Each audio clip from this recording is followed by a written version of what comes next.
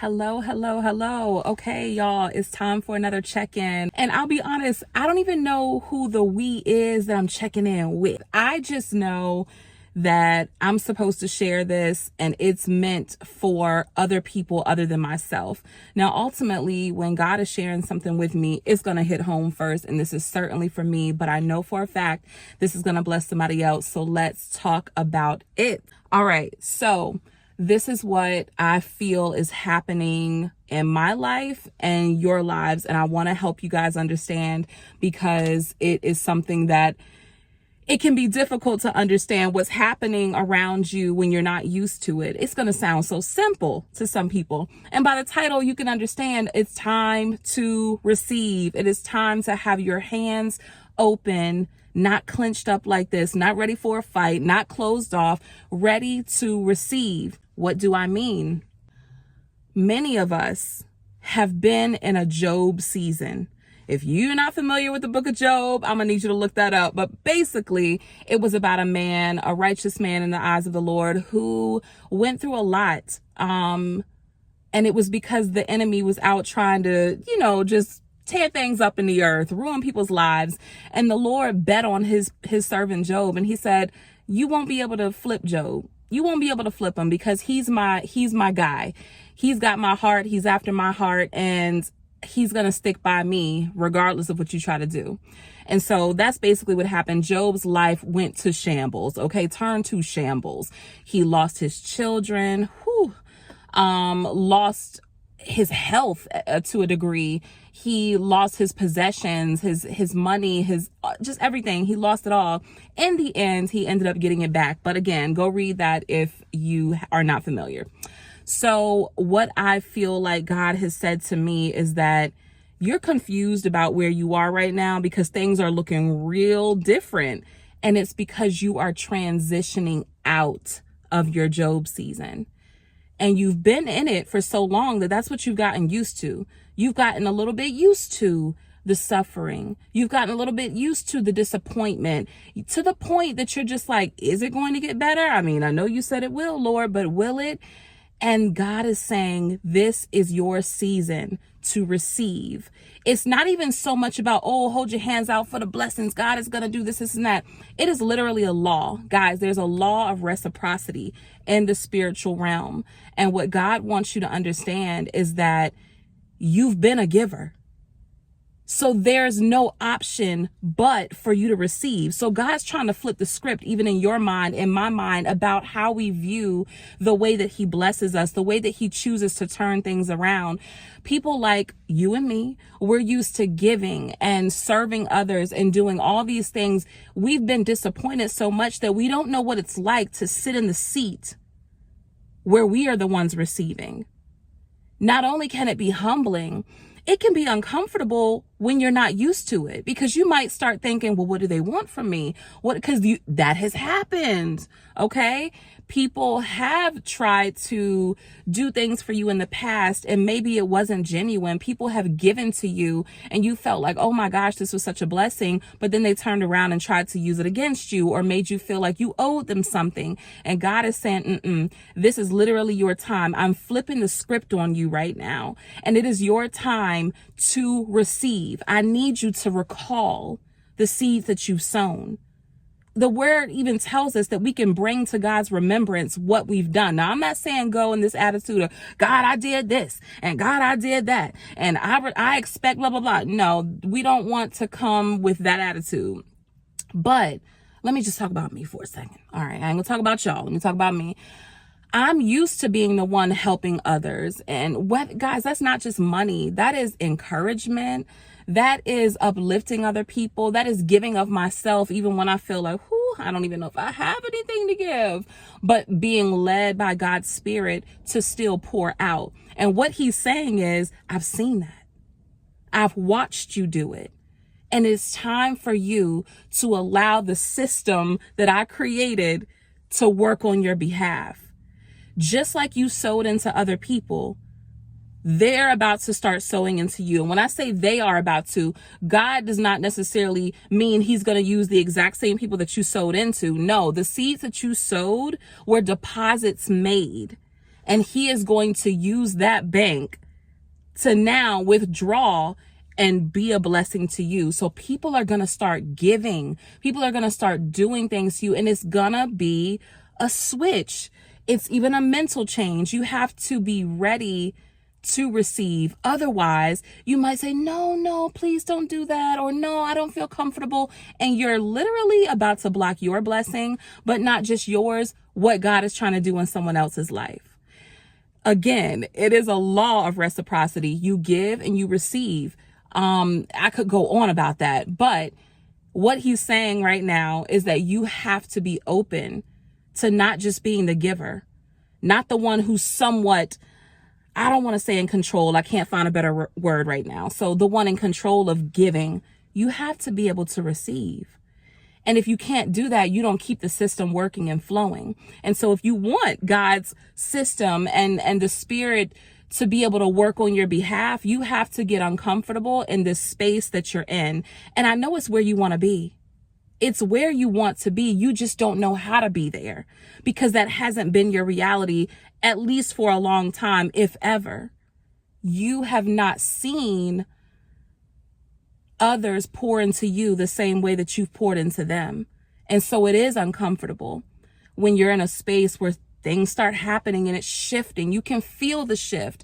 You can sense it is taking place. Random things are happening to you and you're just like, God, what? And if you're like me, you get overwhelmed with people's generosity and graciousness and kindness. Those things overwhelm me positively. But that's exactly why God is doing it. Because he knows he can trust you to keep it flowing. You're not going to just keep that to yourself. It's going to inspire you to keep doing it, to keep pouring into others, and to allow other people to watch that happen in real time. In my life, people have seen things stripped away. People have been able to see that I've lost things. I've shifted out of situations. I'm just trying not to go into too many specific things because what's the point? But people have seen the shift. And what I'm saying is God is allowing them to see how his Spirit flows, how his operation moves, because that will inspire so many people who won't ever even say anything to you to say, oh my gosh, like if God did that for them, if he did that for her, if he did that for Crystalline, like he can do it for me too. And that's what I want, which is why I have to be open.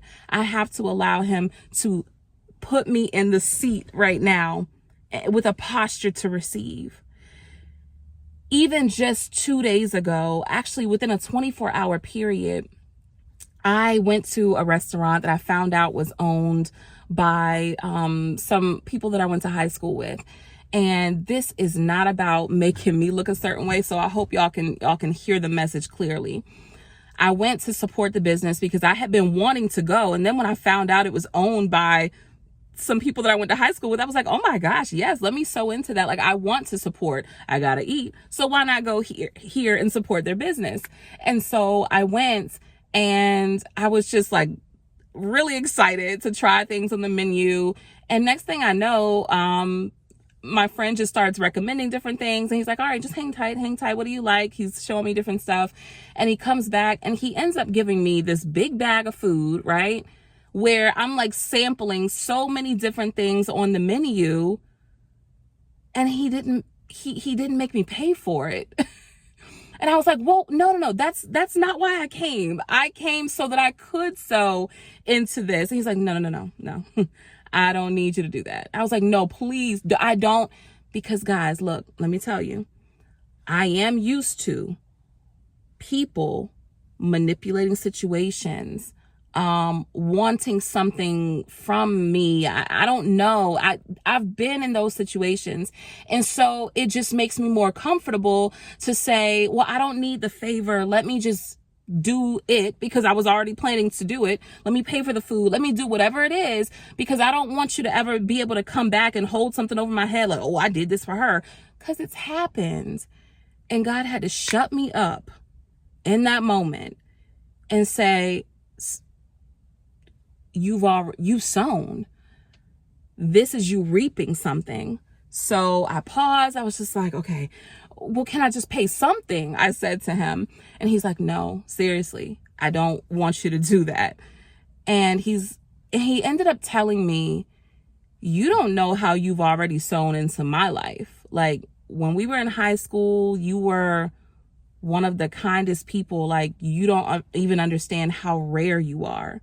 You don't know how nice you are and how you're so welcoming to people and make everyone feel like they belong. And so to me, you've already sown. That was the gist of what was said. And God just had to let me rest in that. He had to let me rest in that moment of truly understanding that the seeds we sow don't go unnoticed by God. What the guy was talking about, I don't even know. Like, I treat people with kindness and respect. And this is not the first time that someone has even, man, I'm even thinking about just the past 3 years of my life, the past 3 years have been crazy. But in these 3 years, I've had people just pop up. People I've gone to school with that I haven't seen since then. People from high school, middle school, whatever. And they were like, you don't know how kind you were to me. Like, you treated me in a way that I hadn't been treated by others before, especially in school. Like, I saw your faith and I saw you were just a good person. And if I can pour back into you for your kindness, like, please let me do that. Like, that has happened at least a handful of times in the past 3 years. And I'm even just allowing that to soak in right now and being grateful to God and trying to hold back tears at the same time, that he's allowing people to pour into me. And y'all, he's doing it for you too. So count it not strange. Please count it not strange when he allows people to start sowing into you. So that was Friday night. I think that happened Friday night, yeah. Then Saturday, I was out with my kids and they ended up wanting to get something to eat after we had been out and about. So I stopped at Wawa. We love Wawa. If you don't have a Wawa where you are, it's a gas station that has, food, and the food is pretty good. There are some standalone Wawas at places, so it's not just a gas station. But anyway, the kids love it. They wanted to go. Lo and behold, I ran into one of my students there, and long story short, like I didn't even get myself lunch. I got it for the kids because I was like, I don't know what I want right now. So I was picking them up something to eat. And it was just roughly like $10 per kid, buying them the food, the drink, a little snack to have in the car. And I get to the register and I couldn't pull out my card fast enough. My student was at the register and he just whipped out his card and paid for it. And I was like, no, please don't do that. No, I don't want you to do that.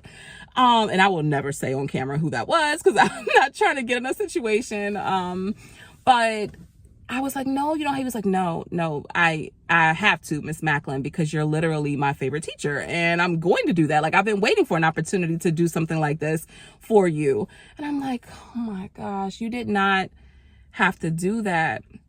And he's like, no, I did. And I wanted to. And that was another God moment saying, I'm just giving you a glimpse of really what's about to come.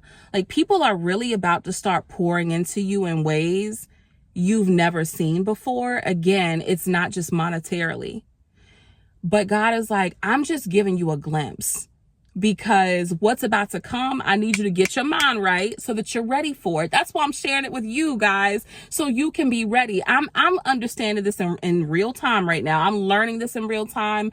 I'm getting there. And after my time this morning in prayer and reading the word, like, I have a better understanding of what he's trying to do. And he used those illustrations to be able to teach me what is happening. And he's like, I am transitioning you out of your Job season. So you know what that means, right? That means you're stepping into your next. And as you go forward, walking by faith, you are about to start seeing some doors open up. And along the way, people are going to bless you, and it's going to let you know you're on the right track, because God is saying, I'm literally sending people. They will be on assignment to bless you. You're going to come across people, and some of them won't even know why God is saying, I need you to do this. He is going to take care of you. He is literally bestowing favor upon you you can't do anything about it. So you might as well receive it. And if you want to be someone, let me put it to you like this, if this makes you feel better. If you want to be someone who continues to sow into others and be able to bless other people, you have to know what it's like to receive. And then when you receive, you're able to keep it going. You're able to continue to pass that on, move that forward. And God is like, because I can trust you with that is exactly why I'm allowing you to see it. I need you to be open to what I'm doing right now. I'm trying to flip the script. So he's literally trying to change what's happening, to move you in a different direction, right? But he's trying to flip the script in the sense that the script that you've read about your life and what it's looked like, that's changing. Okay? What you have said your life looks like, what it's been. Yeah, it's true. It's been like this. Job was correct. I lost this. I lost that. All this stuff went away. Why am I even still here? I'm tired of this. All that, true. But I'm changing the narrative because I'm going to show you exactly what you're made of. And I'm showing you so that you can bless other people. It's not even about you. So I'll end with this. If you have been a sower, if you have been a giver, if you have been someone that has made deposits into others, please just be aware that the flip side of that is you standing and being a receiver. So open up your heart. Open up your mind, open your hands to receive what it is that God has for you. I can't wait for you all to tell me what God is doing in your life. I know I shared those basic examples, but that was intentional because although there's so many things I could share, I want you to see God in even the small things. And to me, they weren't small. They were huge. So I hope that you're able to recognize those moments as God moments. And please tell me about them because I am so excited to hear what's happening in you guys' lives, just as well as I'm sharing my journey with you. Until next time.